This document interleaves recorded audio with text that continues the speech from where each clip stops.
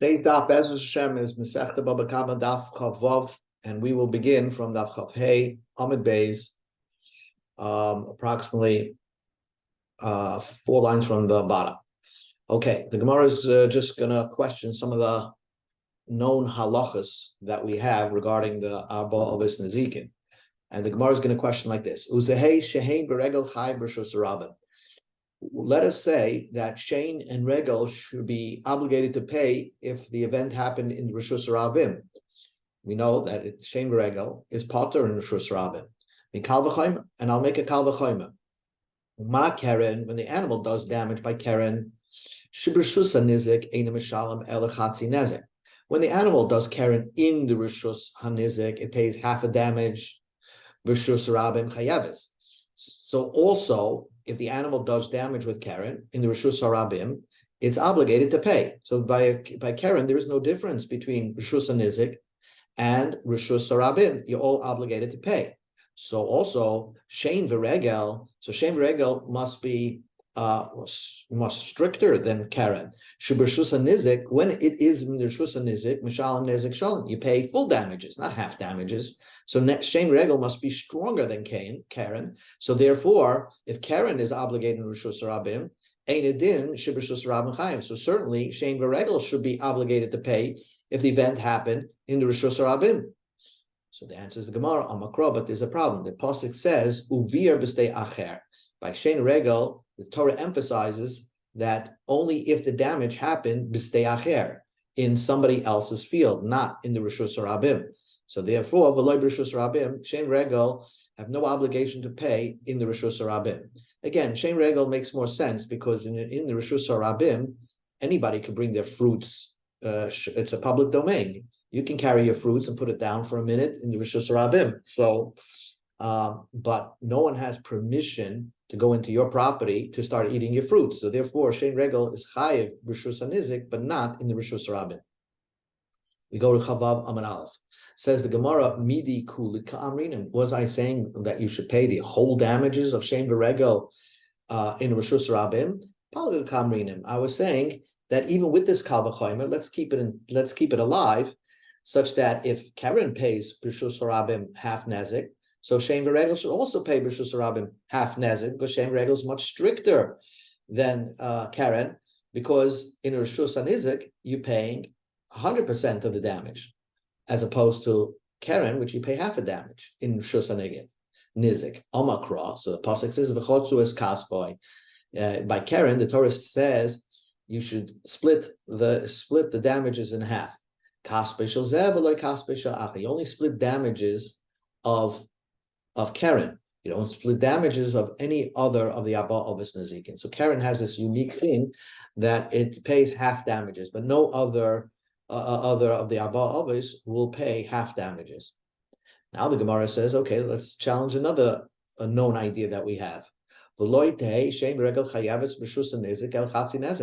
go the other way. Shein V'regel, it's potter b'rishus rabim. So b'rishus nizik, it should be obligated to pay only half a nezek. Mikal v'chomer mikeren. Let's make a Kal V'chomer Keren. Again, Keren is stronger than Shein V'regel. Ma Keren sheb'rishus rabim chayaves b'rishus nizik eina mishalamis elechatzi nezek.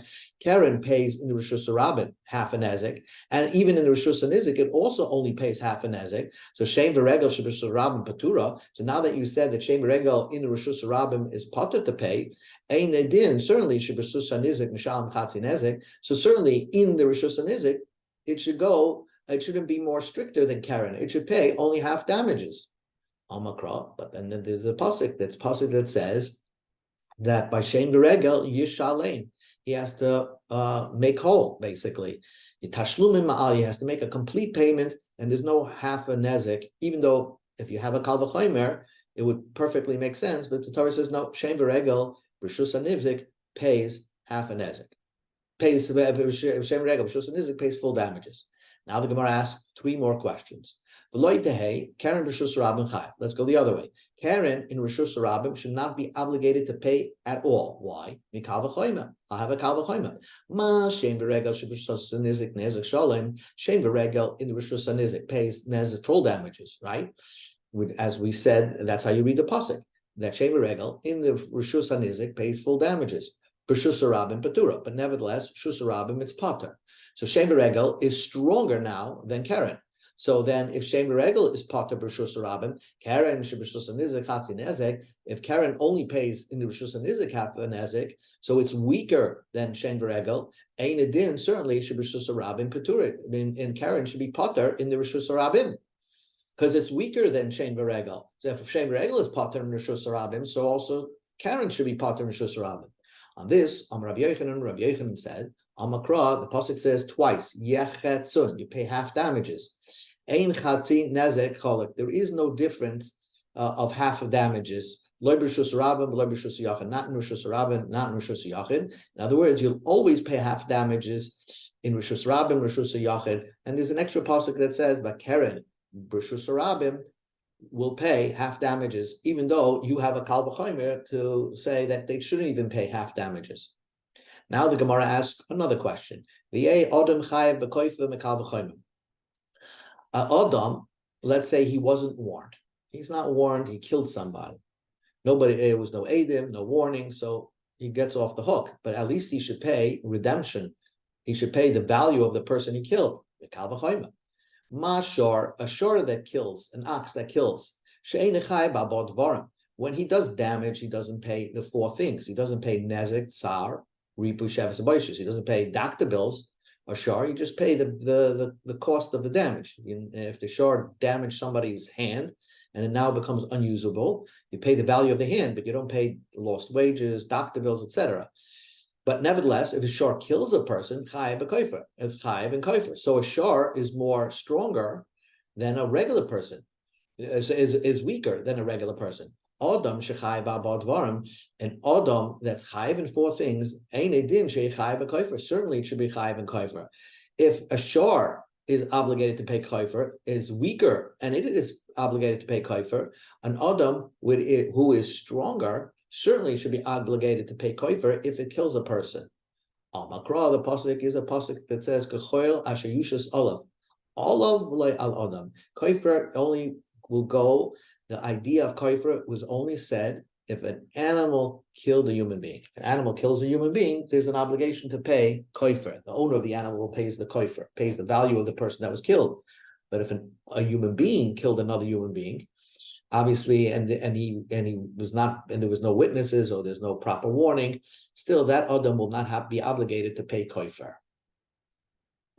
Then the Gemara asks the final question: let shor be obligated to pay damages for things. It should be required to pay doctor bills. It should be required to pay boishes. It should be required to pay lost wages. Nezek tzari b'sheves devaris boishes. Why? The kal v'chomer, ava kal v'chomer. Uma adam, a human being, she'ein chayiv b'kofer, chayiv b'advarim. So a human being is weaker than a shor because it's not chayiv kofer, and it is obligated to pay four things. Shor shechayiv kofer, shor that an ox which is obligated to pay kofer is stronger. Ein adin shechayiv b'advarim. So she'll also pay the four things. Nezek tzar ripu shabbos and boishes. Amakra, the pasuk says it's limited. Abba Devarim was only said if one human damages another human. Ishba misoi, one man damages somebody who's in his nation, but not an ox that damages a Jewish person. There's no inyan of Abba Devarim. Now, new Gemara, Ibaylahu. The Gemara asked the question. We know the concept of kofer was said by Karen. An animal gores a human being and kills it. So the Baal Shar has to pay kofer, provided, of course, that the animal was a muad. Because if the animal was a tam, there is no kofer. So, Ibaylahu. Now the Gemara wants to understand, why did the Torah require the owner of the ox to pay kofer? And asks like a lumdisha question. Regel shedarsa agabi tinok. If a foot of an animal crushed a child. In other words, it didn't see it, and as it's walking, it stepped on a child and crushed the child, le'aleinu. But chatzar nizik, and it was in the domain of the victim.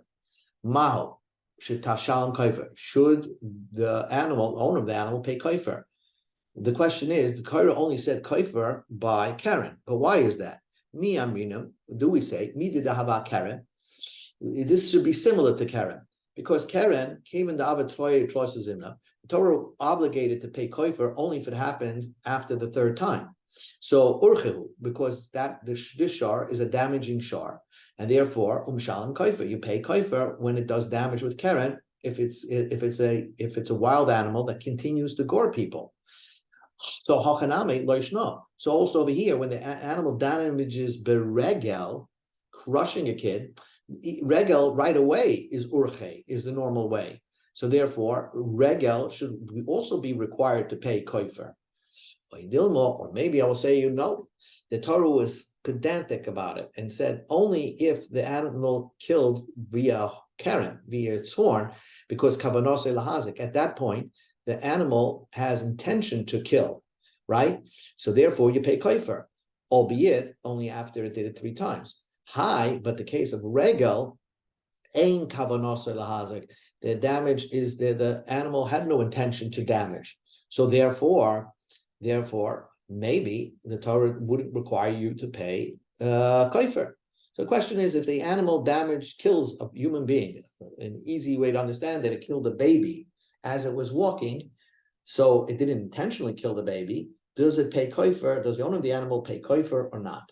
And the Gemara is just going to conclude that there is koifer beregel. The Gemara is going to just say that there is koifer beregel, and the Gemara is going to bring this brisa. And the only way to learn this brisa is that if you say that there is koifer beregel.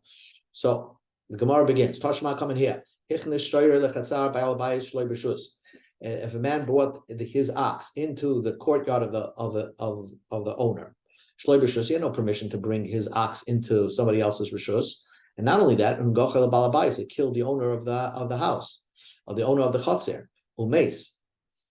And it gored the balabais, and then balabais loyalenu died. Hashor b'skila, the shor gets skila, uba'alav, and the owner bein tam bein muad mishalim kaifashal. The owner pays koifer, but here it's even if it's a tam, divi Rab Tarfon, right? Now Rab Tarfon would say that even if the first time the owner, if it's b'shus hanizik, always Rab Tarfon's more stricter when it comes to keren. So Karen B'Shus Nizik pays Nezek Shalom. There is no break on Tam. And Karen B'Shus Nizik will also pay Koifer Shalom. Now, how did Rab Tarfon know that? Koifer Shalom B'Tarfon Rab Tarfon Minole. How did Rab Tarfon know that concept? Lav Mishum. It must be the Savadok Rabbi Yossi Aglili. He held like Rabbi Yossi Aglili, the Amma Tam Misham Chatzi Koifer B'Shus Rabin. Tam will pay. That idea that a Tam pays Koifer at all is a rogue opinion of Rabbi Yossi Aglili, who holds that you pay, a tam will pay half koifer in Rishus Rabim.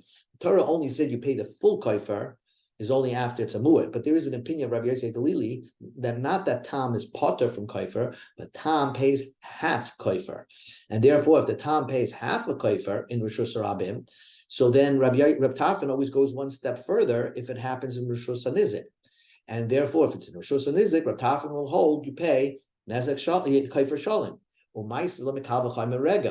the only way Rab Tarfon was able to require you to pay koifer shalim is only if you make a kal v'choima from regel, that there's a concept of regel, that if the animal does regel, it will pay koifer.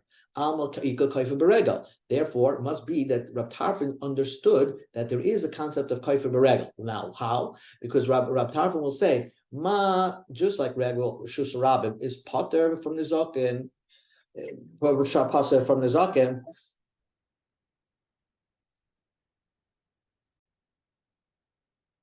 Once again, Rab Tarfon will make this kal v'chomer to prove with the understanding that there is koifer by regel. He's going to say like this. Just like Sheva Regel, a potter Rishus Rabim at all, but when it comes to Rishus Nizik, they pay koifer shalom. Karen, that in Rishus Rabim you pay half a koifer, according to Rabbi Yosef Galili. Certainly, you should pay Rishus Nizik koifer shalom. And since Rabbi Tarfon used this logic, he must have this logic, this kal v'chomer is based on if you hold that there is koifer beregel. So that's the Gemara's point. And says the Gemara, no.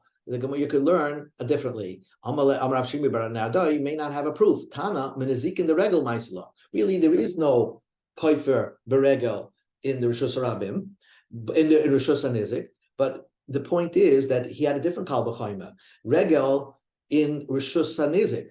The kal v'chomer will be by when regel does plain damage, and it will be a kal v'chomer from damages to learn out kaifer. And then you'll say like this, just like regel and shus rabin is potter from all damages, b'shus and nizik you pay full damages. Keren, which b'shus and rabim you pay half a kaifer according to Rabbi Yosef Lili, certainly you should pay b'shus and nizik kaifer shalom. So you don't necessarily need to have an understanding that there is kaifer beregel. So the Gemara says that if that was the kal v'chomer of Rab Tarfon, you'll have a question. The weaker one over here is nizak and beregel, and you want to say if nizak and beregel has full damages b'shus and nizik, so kaifer, which is stronger, certainly should have kaifer shalom b'shus and nizik. If that's what you're saying, regel, the damages of regel is not weaker, because mal and nizakin, you could break the kal v'chomer and say just like nizakin, the regel shekin yeshna be'esh. Regel has the possibility of the damages has the possibility of eish, of fire, and therefore nizakin generally there's one subset of that is one of the parts of that is there's a possibility of eish, but kaifer. If someone was burnt by fire, there is no kaifer. So therefore, nizakin is much stronger than kaifer, and therefore nizakin b'shus and nizik pays full damages, and there is no kaifer b'shus and nizik paying full kaifer. The Gemara says mitaman. Wait a second. You could mitaman. You could say that kaifer is stronger because kaifer has if in other words, you're going to say like this, that Talmud is, you're going to say like this, that Talmud is not by kaifer at all. In other, kaifer is not by eish, and therefore, but Talmud is by kaifer. So kaifer is stronger than nizakin. Then you can say no. Malataman shekin yeshna babar. Taman is strong. In other words, nizakin is stronger than kaifer because there's a possibility of hidden, which evolves by bar. So you see, bar nizakin is stronger than kaifer. So the Gemara says kalim. Bar is pata from kalim. So nizakin is weaker than kaifer. You see, the Gemara is going back and forth. What is stronger, nizakin or kaifer? So the Gemara says malu kalim sheyeshna be'esh. No, nizakin is stronger because it applies by Aish. So the Gemara says, no, Mikalim Tumunim. Well, hidden kalim are not by bar, not by Aish. So therefore, Nizakin is weaker. But Nizakin is weaker, Mala Kalim Shekaim Tumunim Shieshna Ba'adam. But Kalim Tumunim, there is a possibility of damages of hidden kalim with an Adam that does damage. So the bottom line is nizakin is you're going to say that nizakin is weaker than kaifer. Nizakin is actually stronger than kaifer. So how could Rab Tarfon learn the kal v'chomer? Elalav shmamina, he wasn't learning the kal v'chomer from kaifer to nizakin of regel. He was learning kaifer to kaifer. He was saying, again, the bottom line is that the way Rab Tarfon learned the kal v'chomer was like this, just like Shem Beregel, which is Potter b'shus rabim at all. In b'shus nizik pays kaifer shalem, Karen sheb'shus harabim pays only half a kaifer. Certainly, in the b'shus nizik should pay kaifer shalem. So basically, the Gemara just proved that Rab Tarfon must have had an understanding that there is kaifer beregel, and the Gemara just says, "Shmamina, that's a good proof." And the Gemara just finishes it off and says it's certainly a good proof. Amalei Racham Difta Ravina Achanam Mistavra is very logical. The Ika kaifer beregel, that there must be kaifer beregel. The Isal Kadaitech, if you want to say Leika kaifer beregel, there is no kaifer beregel. The Tanam is Zakin the regel Maisla, and he's just bringing it from Nizakin. Nizakin is always going to be stronger than kaifer because man Nizakin the regel sheking yashna beregel. Nizakin the regel has a concept of regel in it, but there's obviously a damage that can be done with your foot, but kaifer cannot be done with your foot. So how could Rabbi Tafim ever have learned the Kal V'Chayma? The Rabbi Tarfon understood that there is Kaifa Beregel. So what you learn from this Gemara is the bottom line answer to this question is that if an animal is walking and crushes a baby in the Chatzar HaNizik, the Gemara conclusion is that you would be pay Kaifer, even though the Torah only says paying Kaifer applied by Keren after the third time. But if it's done beregel, the Gemara understood that through understanding of a brisa of Rabbi Tarfon's understanding is that there is Kaifer beregel. Okay, new Mishnah. Adam muad la'imim. A human being that does damages has to pay the full damages right away. Bein shoygig, bein mezid. Whether he does it by mistake, he damaged by mistake, or whether he did it on purpose. Bein er, when he's awake. Bein yashen, when he's asleep. Let's say he goes to sleep and there's vessels right next to him, and while he's sleeping, he moves around and breaks the vessels. He is obligated to pay. An Adam is considered forewarned, but obviously, if it's totally not his fault, an Adam would be potter. Let's say a human being goes to sleep and he looked around, there was nothing around where he was sleeping, and then somebody in the night saw him sleeping there, put a keli there, and because of that, he damaged the keli. So that's called an oinus. An Adam would be potter on oinus. Now the Gemara says, "Simas ein chaveru shiberes hakelim." If you blinded the eye of your friend, or you broke vessels, mishal nezek sham, you just pay for the damages, but you don't pay abad dvarim. So the Gemara says, let's see, Tani sima as ein chaver. If you blind your friend, your eye of your friend, dumi the shiberes kelim. That's similar to if someone broke his friend's vessels. Mahasam, just like over there, when you break somebody's vessels, nezekain, you pay for the damage. Abad dvarim lo, you don't pay doctor bills or anything like that. So also, if you blind the eye of your friend, nezekain, you pay for the damages. Abad dvarim lo, you don't pay for the four things. Why? Because you only pay abad dvarim only if you really do it on purpose. But if you do it by mistake, and that's what the Mishnah is discussing over here, you're doing it by mistake, then you don't have to pay abad dvarim. Because the Torah says, Ki Yeruvin an Hashem. When do you pay for doctor bills? If they had an intentional argument and they're fighting. But if it was by mistake, you like moved your elbow and blinded somebody, you pay for the damages, but you don't pay for abad dvarim. Now the Gemara goes to Amid Beis, Chavav Amid Beis. How do you know that even b'shoygig you would have to pay for the damage? Maybe by mistake, if a human being causes a damage by mistake, you're parted from paying at all. Because the pasuk says petza tachas potza lachayve al shoyge kemegezet al oines karatzai, that you're obligated to pay petza tachas petza. That means that you'll always have to pay. A human being has to pay whether he does it by mistake or on purpose or he's forced into it, etc. They're all the same. That he always has to pay, even if he does and damages somebody else by mistake. Says the Gemara, petza tachas petza, bruise for a bruise. Hi miboyale. We need that one, that pasuk to teach you litin sab b'malkam nezek, that you pay for the pain, even despite paying for the damage. And you also pay for the pain involved, because I would have thought that you only pay for pain if you actually burn somebody, but the person will heal. So then you pay for pain. But what happens if you knock somebody's hand off? How do you know you pay for tsar, even though you're paying nezek for the damage of the hand, the loss of the hand? How do you know that? So you have that pasuk, petza tachas patza. So the Gemara says you can learn two things from this pasuk. Im kain lichtev kra petza bepatza. My tachas petza. Why did the Torah says petza, tachas petza? That means a bruise to take the place of a bruise. Shma mina tartis. Learn two ideas from this pasuk. And what are the two ideas? One, that even if a human being does damage by accident, he has to pay. And also you pay tsar no matter, even though you're paying the damage, but you also have to pay tsar. Amar Rabba, new Gemara, and this is just an interesting case. And we'll examine different parts of the Torah. How would it look at this case? Amar Rabba, Rabba said, if a person had a stone that was in his lap, he didn't know that there was a stone on his lap. Then he got up, and the rock fell. And let's say it fell on somebody's foot.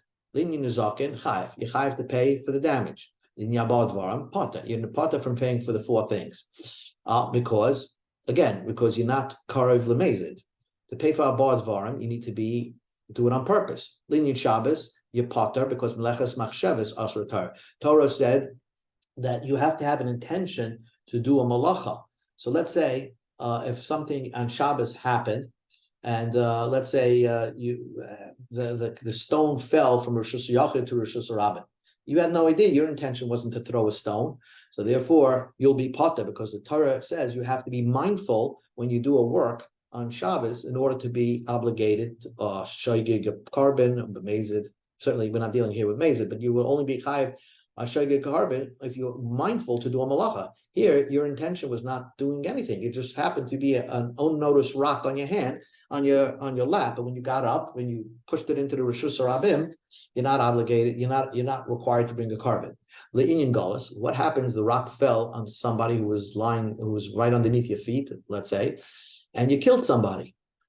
So the question is, you're not obligated to go to galus potter because by galus it says you do it by mistake. And therefore, here, this is not even considered a mistake because you never knew that there was a rock on your lap in the first place. Le'inyan eved, if this fell on your slave and you blinded your slave, let's say your slave was right underneath where you were sitting, and when you got up, the rock fell in his eye and blinded him. So that plukted Rav Shimon ben Gamliel Rabban, and that will be a machlekes between Rav Shimon ben Gamliel and the rabbis. The Tanya we learned in the Braysa. The rabbi, the master, was a doctor. And so the Eved said, "Oh, could you please give makeup on my eyes?" And the master blinded him. Or if the slave said to his master, "Please give me work on my teeth," they pila, and the master caused one of the teeth to fall out. Now the Torah says that when you blind your Eved, or you make his teeth fall out, he goes free. So even though you do it by mistake, you made a laugh of the master, and the Eved goes free. That's the Tanakama. So here it's by mistake. Even though it's by mistake, the Eved will go free according to the Tanakama.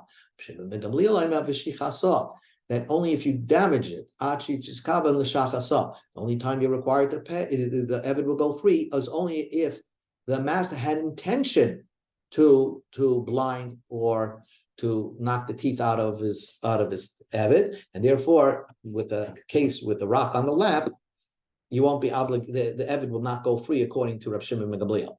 Hikabah, let's say you noticed there was a rock on your lap, ushchacha, and you forgot about it, ba'amad v'nafla, and then you got up and it fell. So again, linyan is zik and chayiv. If you did damage, you chayiv to pay. Linyan dalad dvarim potter because only to be chayiv dalad dvarim is you have to do it on purpose. Linyan galus, but to go to galus, let's say the stone fell on somebody and killed him. So chayiv, then you're obligated to go to galus because the amakra bishkra ga. If you do it by mistake, and what is a mistake? Mistake means that you were aware of something that could have damaged somebody or killed somebody, and you forgot about it. So that is a case of galus, and you will go to exile. You must have known something beforehand, and in our case, if you knew there was a stone on your lap, so therefore you would go to galus. In Shabbos, but regarding to Shabbos, potter, you're potter. You don't go, because you're not obligated to, because it's not considered to be a meleches machshavas, because your intention was not to throw a stone. Your intention was to get up. And by Shabbos, you have to have one step higher, which is you have to be mindful that you're doing a certain act, and you forgot at Shabbos. Here, you're not mindful to throw a stone, you're just getting up, and therefore you're potter. Regarding this slave, there's a machlekes between Rav Shimon and Rabbanan. Rav Shimon Gamliel says, you don't go free. According to Rabbanan, you will go free. Two more cases. Your intention was to throw. You take a stone and you want to throw it 2 amas. Now here, so v'zarak arba, and you ended up throwing it 4 amas. Linyan zaken chayiv. Linyan by damages you'll chayiv to pay. Linyan dal dvarim potter, because if it ended up overshooting your target, you're potter because you're not amazing. Linyan Shabbos, malaches mashavas b'inam. Linyan Shabbos you're not chayiv because your intention was not to do a malacha. Your intention was to throw it only 2 amas. In order to be chayiv and Shabbos, you have to throw 4 amas. So therefore, you'll be potter for a carbon. Linyan Gullus, but to go to Gullus, if someone got killed, so then Asher Loitzadam Rachmana Prat Miskaven Zerk Stein was Zark Dalit. Torah only exempts you from going to Gullus is if it was a total no plan to do anything. But here, your plan was to throw something at somebody or throw something, and therefore there was an ambush over here, and therefore, according to Rashi in the second lashon, that you would be potter for you'll be potter from Gullus, because the only time you're going to be chayiv in Gullus is if you have intention to ambush somebody. But here, ashaloi tada, that means you didn't intentionally try to ambush and throw it at the person. So then you don't go to Gullus. Now, the Inyan Eved plukta Rab Shimon ben Gamliel Rabbanon. By Eved, it's machlokes between Rab Shimon ben Gamliel and the Rabbanon, like we said before. Now, Niskaven, you took a rock, you had intention, Lizra Garbo, to throw it 4 amos, V'zarek Shmoyne, and you threw it 8 amos. Linyan Nizakin Chayav. When it comes to Nizakim, you're obligated to pay damages, okay, because if it hits, your intention was to throw it 4 and hit somebody after flying 8 amos, Yechayev. Linyan Dal Dvarim Potter. In Dal Dvarim, you're Potter because you're still considered not amazing. Linyan Shabbos, well, your intention was to throw it 4 amos, and if you would have said, Kol Mokam Shetirtza Tenuach, wherever it's going to rest in, I'm satisfied with that, so then you'll be Chayev, to carbon, because your intention was to throw it 4 amos, right? Eloi, but if you're not happy, you only wanted it to fall arba amos, loy, then you're not obligated to pay. You're not obligated on Shabbos because your intention was it should drop after 4 amos, and the hanocha happened after 8 amos. So your intention wasn't followed through, and therefore, regarding the carbon of Shabbos, you wouldn't have to bring a carbon. The Ningol is asher letziyada prat niskaven l'zarek arba zarek shmoyne. Same idea, like Rashi says, asher letziyada. You're potter from Gullus because Asher Loitzada Velikim Ina Luyadai, that you didn't have any intention to ambush somebody. It was totally by accident. You didn't intention to throw it to him. So here, your intention was to throw it at somebody. That's the point. Your intention was to throw it at somebody. Once you have an intention to throw it at somebody, you're not such a shaygig anymore, and therefore Gullus wouldn't be enough for you. In Eved, if you blinded your servant if you blinded your servant, so plukta Rab Shimon ben Gamliel Rabbanon, it's machlokes Rab Shimon ben Gamliel and Rabbanon. Rabbanon will say the Eved goes free. According to Rab Shimon ben Gamliel, since you didn't do it on purpose, you had a different intention, so therefore, according to Rab Shimon ben Gamliel, the Eved will not go free. Okay, we'll begin tomorrow's daf from Ba'amar Rabbah, daf Chavav Amid Beis.